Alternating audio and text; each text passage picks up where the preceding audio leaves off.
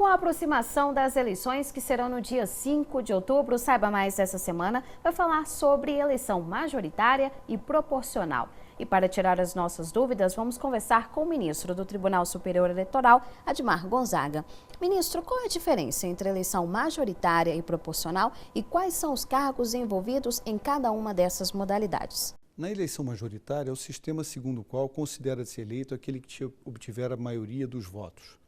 E nos locais onde temos o segundo turno de votação, destacam-se os dois candidatos mais votados e aí, novamente, em nova votação, será considerado eleito aquele que tiver a maioria absoluta dos votos, considerados estes, dos votos válidos, destacados os brancos, invalidados os brancos e os nulos.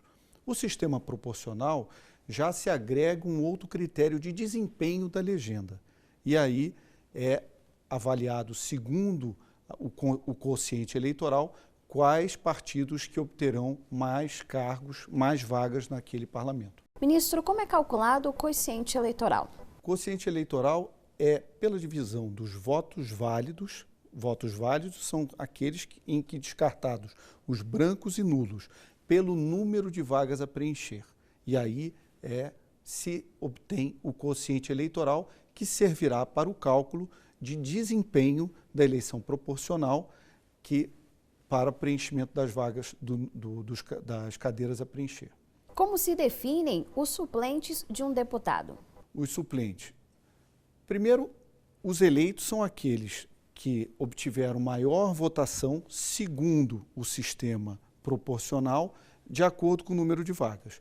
Em ordem decrescente, depois você tem o primeiro suplente, que é o primeiro que ficou fora do número de cadeiras a preencher. E aí você tem, em ordem decrescente, segundo a votação, os suplentes para aquele cargo proporcional. Qual a diferença entre votos brancos e votos nulos?